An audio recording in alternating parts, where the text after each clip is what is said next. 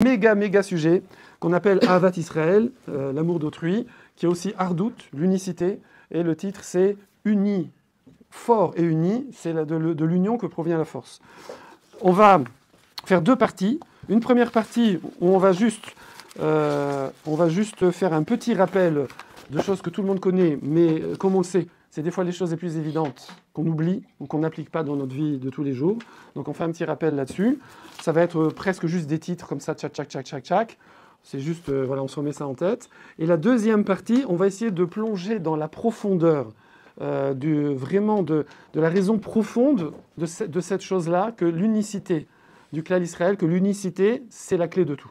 C'est la clé du bonheur, c'est la clé de la réussite, c'est la clé d'un épanouissement, c'est la clé de la Géoula pour nous, la clé du venu du Mashiach, la clé de la puissance d'un peuple ou d'une entité ou d'une famille ou d'une personne. Voilà.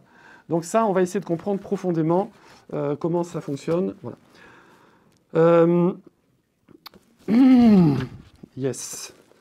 D'abord, on sait que les moments fondamentaux de notre histoire, ça va être la sortie d'Égypte, le don de la Torah.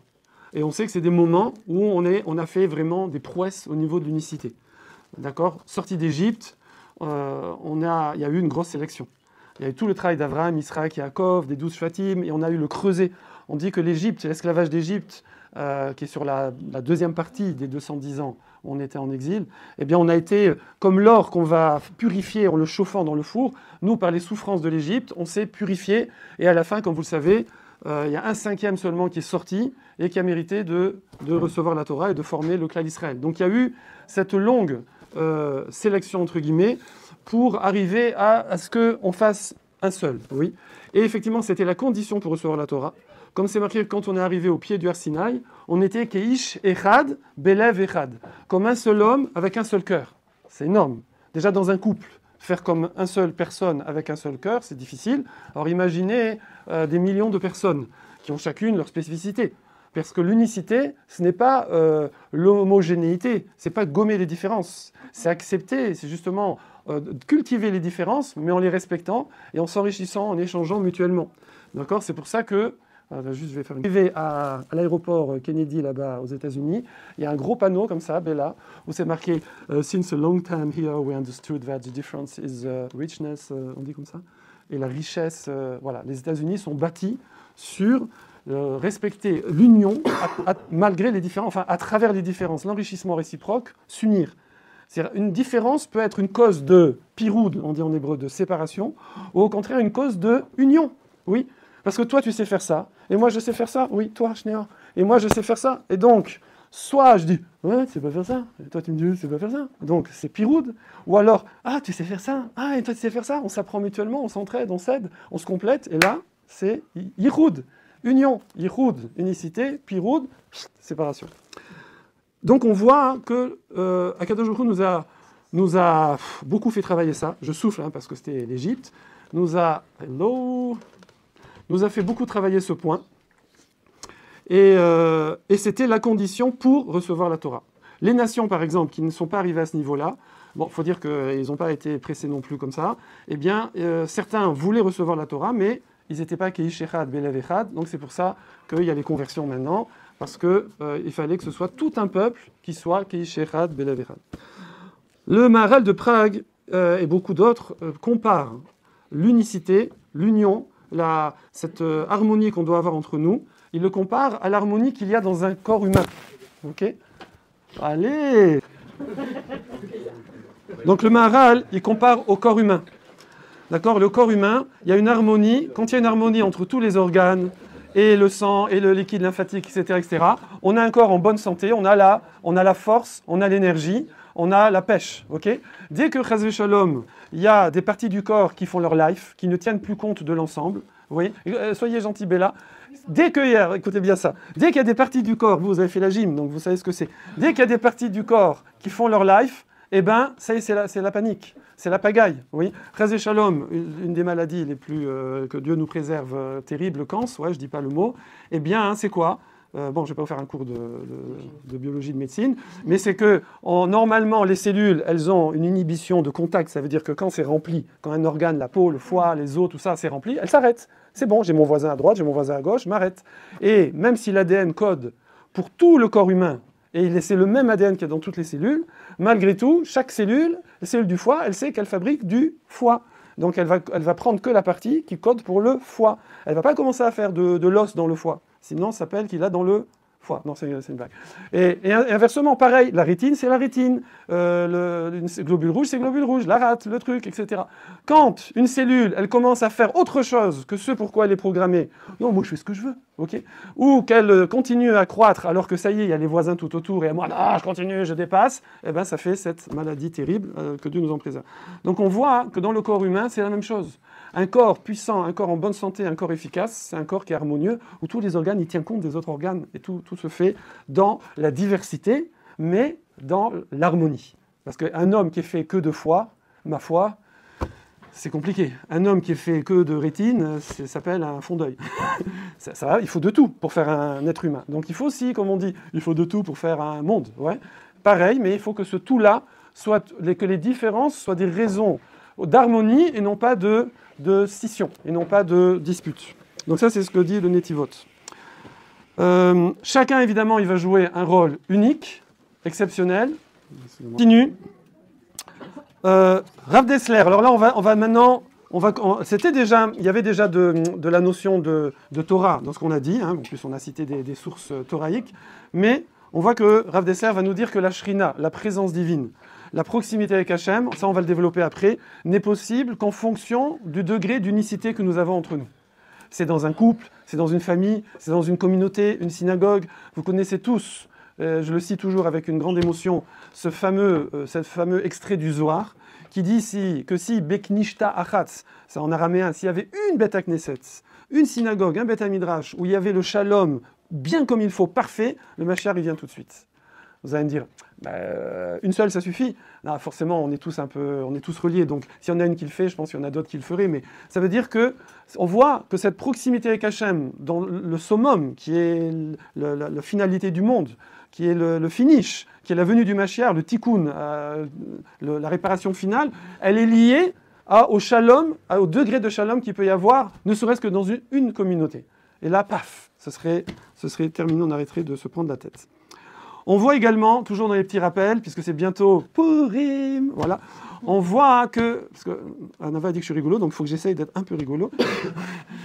On voit que quand Aman, il a voulu nous vendre, oui, enfin nous acheter plutôt à Achashverosh pour nous zigouiller, alors c'était quoi son argument? Achashverosh, il avait peur, il avait dit, mais attends, on peut pas frérot, on peut pas. Et il lui a dit, t'inquiète, bon, il n'a pas dit frérot, mais bon, il a dit, Am Mefouzar ou Mefourad. Je suis sûr qu'il a dit, ça existe depuis toujours. Am Mefouzar ou Mefourad ben Amim. Alors, il y a le pshat, ils sont dispersés dans les 127 nations, mais en fait, ça veut dire ils sont pas en ardoute. On peut y aller. Ils sont pas en ardoute. Et on voit aussi, nous, hélas, qu'à chaque fois qu'on s'est pris sur la tête, dans toute l'histoire et récemment, c'est à chaque fois qu'il y a une désunion. À chaque fois qu'il y a des gens qui se croient plus juifs que d'autres, ou plus dans le vrai que d'autres, ou etc., tout ce que vous voulez, bang! Alors, il y a la claque qui est là pour dire votre sang, il est rouge à tous. Oui, donc ça nous rappelle, ça nous remet dans le rail. On voit effectivement, et comment Mordechai, à l'histoire de Purim, il a ramené ça, en faisant le ta'anit, en faisant la tfila, en réunissant le peuple. Et dès que le peuple s'est réuni, à ce moment-là, effectivement, on a renversé la vapeur et on a pu se libérer de cette menace de Paras Soumadaï. Toujours des petits rappels comme ça, c'est des choses qu'on connaît, hein, mais il faut se remotiver là-dessus. C'est que le monde, il est basé sur le Kohar Hanetina. C'est la force du don. Le Kohar Hanetina. Je cite souvent le Rav Rothenberg Zatzal, le père de Rav Rothenberg, de Pavé, qui disait que critère numéro 1 pour voir la qualité d'une personne, Daniel et Nicolas, c'est quoi? Kohar Hanetina. La force de don qu'il a. Dans la vie, il y a des preneurs, Chazé Shalom, j'espère, vous ne connaissez pas des 100% preneurs, c'est horrible. Il y a des donneurs, 100% donneurs, c'est dur de s'oublier quand même, il y aura toujours au moins un petit pourcent, quelque chose. Voilà. Par contre, il y a des gens qui vont être majoritaires donneurs, et il y a des gens qui vont être majoritaires preneurs. Il y a des gens qui vont donner beaucoup plus que ce qu'ils prennent, Alors c'est à tous les niveaux, la famille, les amis, les voisins, le travail, des trucs, ce que vous voulez. Et il y a des gens qui vont être majoritaires, preneurs, d'accord? Voilà, comment? Ça compte. Oui, alors, il y aura, évidemment, on va pas refaire toute la liste, mais on peut dire, donner c'est quoi? Bon, prendre, on sait ce que c'est pas la peine de... Voilà. Mais donner, c'est quoi? Donner, c'est des conseils, donner de son temps, donner de sa patience, donner de son argent, donner de ses biens, donner de son affection. C'est ça. Ça passe d'abord par la famille, il faut faire attention, hein. La famille, ma femme me le rappelle des fois, je sais chez elle a raison. C'est qu'il y a la famille, et après, il y a les proches, et c'est par cercle concentrique, d'accord? C'est comme ça, vous allez me dire, on n'a pas l'obligation de zapper le milieu du cercle et d'aller chercher là-bas au bout. Pourquoi faire? Pourquoi vous dire, ben non, tout le monde c'est pareil. Pourquoi tu privilégierais plus ta famille et les gens qui sont proches des autres? C'est normal. Pourquoi? Parce qu'ils vont être plus dépendants. Donc celui qui est là-bas, il a aussi son cercle à lui. Et moi, j'ai mon cercle à moi. Donc quelqu'un, il ne peut pas zapper les gens qui sont plus dépendants de lui, sa femme, ses enfants, son mari aussi. Donc il ne peut pas zapper pour aller s'occuper au fin fond de la brousse. D'accord? Oui. Donc ça, c'est le Kohar à Netina. Et le Rav Dessler développe, et on a dit qu'on donnait juste des titres parce que c'est des choses qu'on connaît à fond, mais c'est juste qu'il faut se rappeler, que le monde est entièrement basé là-dessus. Quand vous êtes dans un endroit où il y a du Kohar à Netina, alors il y a du shalom, il y a de la bracha, il y a la présence divine, et c'est partout le couple, comme on dit, un centre olami, une synagogue, un bet midrash, c'est tout pareil, une ville, un pays. Là où il y a Kohar à Netina, il y a la bracha. D'accord? Bon, ça pour rien, les Américains. Bon, on ne va pas rentrer dans la politique, ils sont en train de... ils veulent tout là. Mais je veux dire, c'est quand même des Américains, ils donnent énormément, il faut dire. Moi, j'étais il n'y a pas longtemps aux États-Unis. En fait, quand vous baladez dans la rue, c'est plein d'associations de dons. Il y a des cœurs, des machins. Ils donnent énormément. Si vous regardez, j'ai pas regardé, tiens, il faudra que je regarde sur mon poteau GPT, il faudra que je regarde c'est quoi la proportion de dons que font les Américains. Alors évidemment, il y aura des couches de population qui donneront plus que d'autres.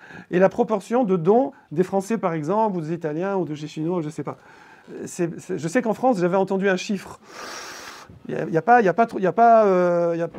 beaucoup de chiffres, d'accord? Il y a pas beaucoup de zéros. Mais quelle est la proportion que les gens donnent, on va dire de tzedaka en général, hein, ça veut dire les dons, etc., à tout ce qu'on veut. Donc ça, c'est le Kohar à Netina. Comme on a dit, bravo, vous avez relevé comment on fait ça. Il y a le positif.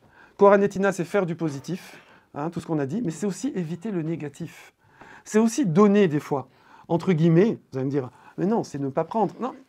Par exemple, de ne pas être critique, de ne pas être négatif, ne pas être dévalorisant. Ça s'appelle aussi donner à quelqu'un. Je lui donne sa place, je lui donne de la valeur. C'est hyper important. D'accord? Le Gaon de Vilna, il dit le kavod de quelqu'un. Kavod, on traduit par honneur, mais koved, c'est le foie et c'est aussi le poids.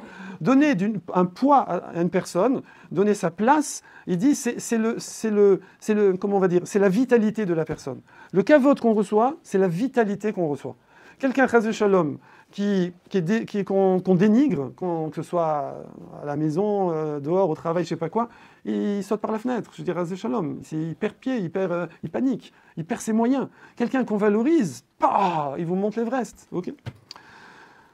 On le sait, pour terminer les rappels, on sait évidemment que le deuxième temple a été détruit par la sinatrinam, la haine gratuite. Ça veut dire qu'il n'y avait pas de vraie raison. Ça ne veut pas dire que quand il y a une raison, il faut haïr évidemment. Mais ça veut dire que même quand il n'y avait pas de raison, les gens, ils ont du mal à supporter les autres. Pourquoi? Comment c'est possible? Et évidemment, le tikkun de ça, beaucoup de rabbinim le disent, c'est l'amour gratuit.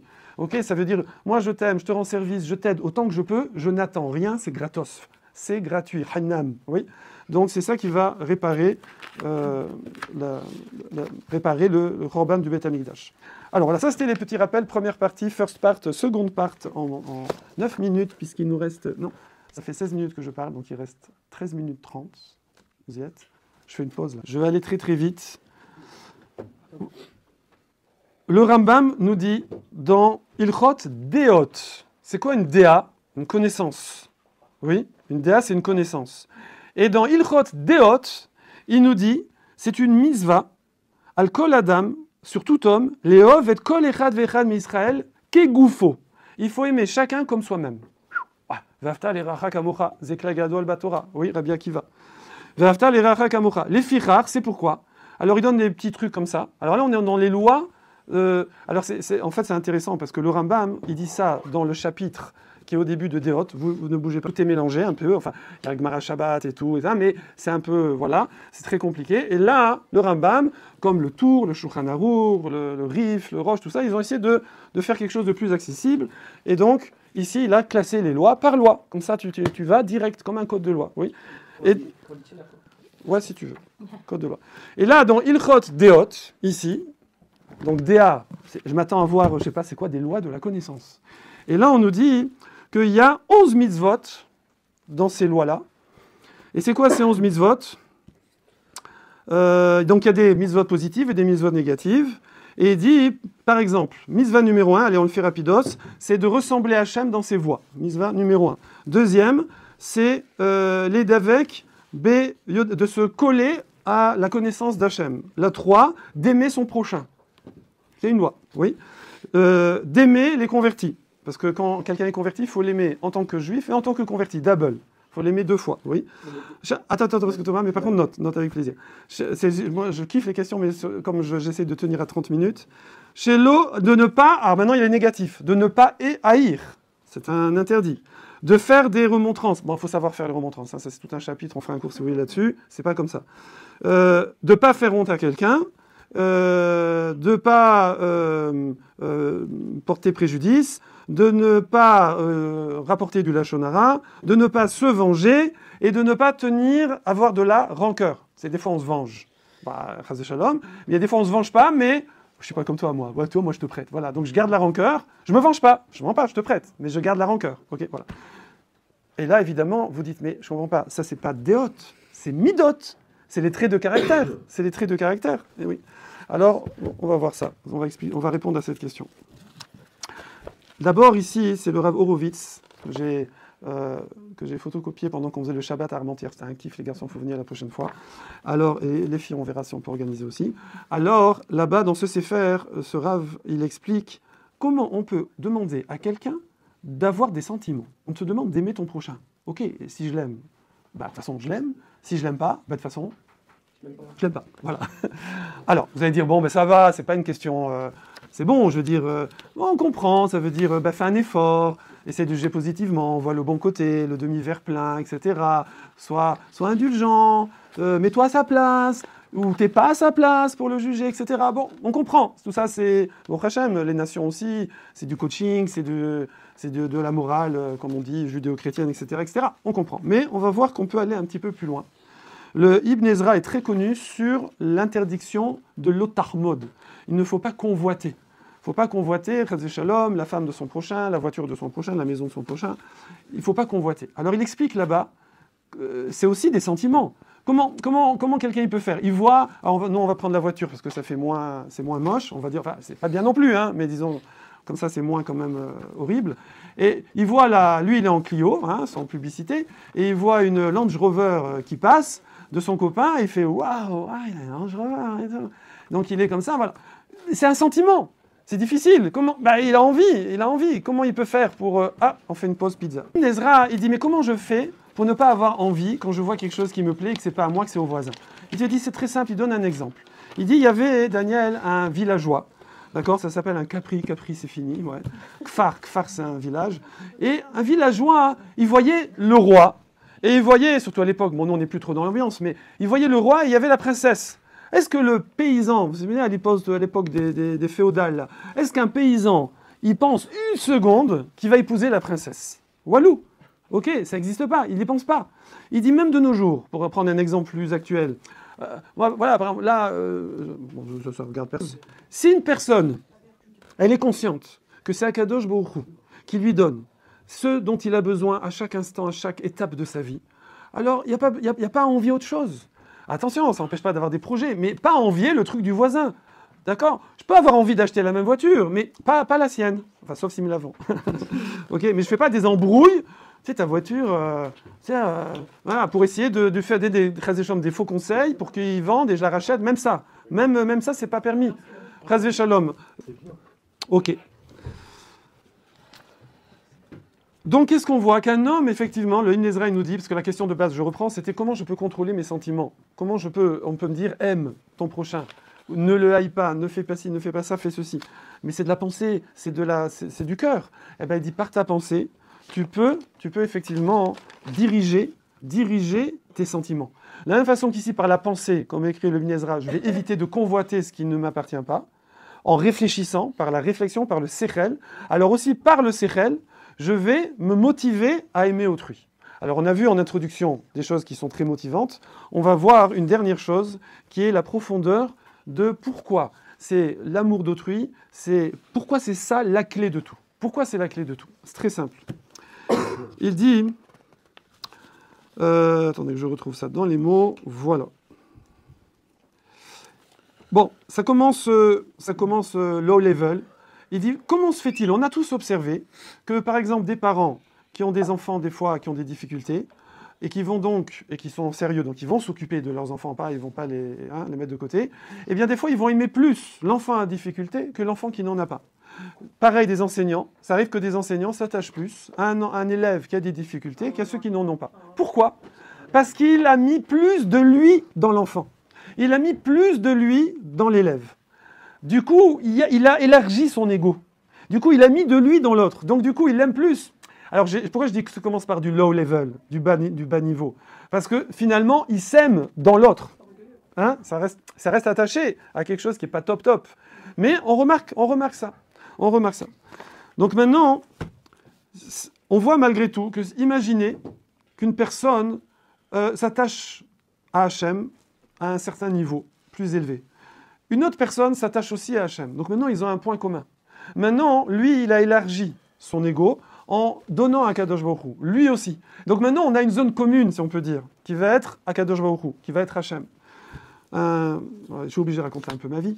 Une fois, j'ai eu un accident et le dépanneur est venu me chercher. Et puis, bizarrement, Mina Shamaim, alors c'était en 2 roues, donc j'étais... on me voyait à l'extérieur parce que j'étais avec mon 2 roues sur la remorque. Et en fait, il a remarqué que c'est fait comme ça, c'était un vendredi en fin d'après-midi, et je m'occupais d'une synagogue de mon quartier. Et quand on est passé, j'ai croisé plusieurs des personnes de la synagogue, les gens me faisaient coucou. Donc au bout du moment, il dit, vous êtes qui? Là, je vous ai trimballé dans la remorque, là, je vois coucou, salut, coucou, vous êtes quoi? Je lui dis, voilà, je suis rabbin, etc., enfin, Zarma. Et du coup, il m'a dit, et là, il m'a sorti une phrase. Il m'a dit, s'il n'y avait pas les religions, il n'y aurait pas les guerres. Il n'y aurait pas la haine entre les hommes, etc. Et j'avoue que sur le moment, bon, j'avais pas trop les nerfs, je venais d'avoir un accident, j'étais un peu choqué, c'était juste avant Shabbat, je n'ai pas envie de discuter. Mais ici, il faut savoir que la seule entité, si on peut dire, qui est vraiment, où il n'y a pas de piroud, où il n'y a pas de séparation, où il y a l'unicité absolue, unique, c'est Akadosh Baruch Hu. La seule entité, je dirais, il n'y a pas de mot, qui est vraiment unique, même nous, on est schizo un peu. Même nous, vous voyez ce que je veux dire? Dès qu'il y a du matériel, dès qu'il y a de la matérialité, il y a du piroud, il y a de la séparation, il y a de la dissension. Ouais, même soi-même, des fois, j'ai envie de manger ça, mais je veux pas ça, mais je veux pas grossir, alors je mange pas le truc, mais j'ai envie de le manger, les trucs. Donc j'ai mon estomac, il me dit mange-le, mais ma tête, elle me dit non, t'es gros. Enfin bref, je veux dire, ou ça va me faire mal au ventre, je sais pas. Vous voyez, et tout comme ça. Je me dis, il faut que j'aille courir, ouais, mais j'ai la flemme, oui, mais genre, ça me fait du bien à la santé, pati pata. Il faut que je me lève le matin pour faire ma journée, oui, mais je suis bien sous la couette. Nous-mêmes, la matérialité, c'est la dissension. D'accord? Alors que dès que ça devient spirituel, c'est fluide. Plus c'est spirituel, plus c'est fluide. Et la fluidité absolue, c'est Akadosh Baruch Hu. Et donc, quand des personnes, elles vont effacer leur ego pour s'attacher à Hachem, pour se spiritualiser, automatiquement, alors il y aura ardout, il y aura l'unicité. Parce que, de la même façon, comme on a dit, en low level, en bas niveau, quelqu'un qui s'occupe beaucoup d'un enfant à difficulté, il va l'aimer plus. Alors, pourquoi? Parce qu'il a mis de lui dans cette personne. Pareil, nous, si on met de nous dans Hachem, si on peut dire, si on se rattache à Hachem, alors automatiquement, on va être plus unis. Automatiquement. Plus les gens sont à un haut niveau en Torah, plus il y a de la hardout. S'il y a des gens qui sont très religieux et qu'ils se bins, c'est qu'il y a un problème. C'est pas normal. D'accord? Après, il y a des sources en 1 minute 15. Est-ce que je les cite? Ouais, je les cite un petit peu. C'est marqué dans Michelet. C'est marqué dans Michelet. L'état va, yevakesh, nifrad. Celui qui est séparé, c'est celui qui recherche l'état avot, qui recherche ses appétits, ses désirs personnels. D'accord? Bechol toshia yidgale. Et son manque de sechel, de droiture, il sera dévoilé. On voit que plus une personne, elle sera spirituelle, plus effectivement, elle peut avoir cette harmonie avec son entourage, à tous les niveaux. Ah, vous allez me dire alors, Alors pourquoi? Pourquoi souvent les guerres sont faites au nom des religions? Ça, c'est autre chose, c'est un prétexte. C'est pas de la vraie religion, c'est juste qu'on a envie de. C'est que de la politique en général, et on met ça sur le compte de ceci, cela. Voilà, parce que forcément, si c'est. Bon, je vais pas citer des noms de religion ou d'idolâtrie déguisée en religion, mais si c'est machin qui l'a dit, alors on peut y aller, on peut tuer, on peut faire ci, on peut faire ça, parce que c'est machin qui l'a dit. Non, ça marche pas comme ça. Je crois que j'ai partagé à peu près... Bon, il y a encore pas mal de choses, mais on est bon, puisque c'est 29 minutes 58 secondes. Donc, ding, ding, ding, 30 minutes, c'est fini. Bravo.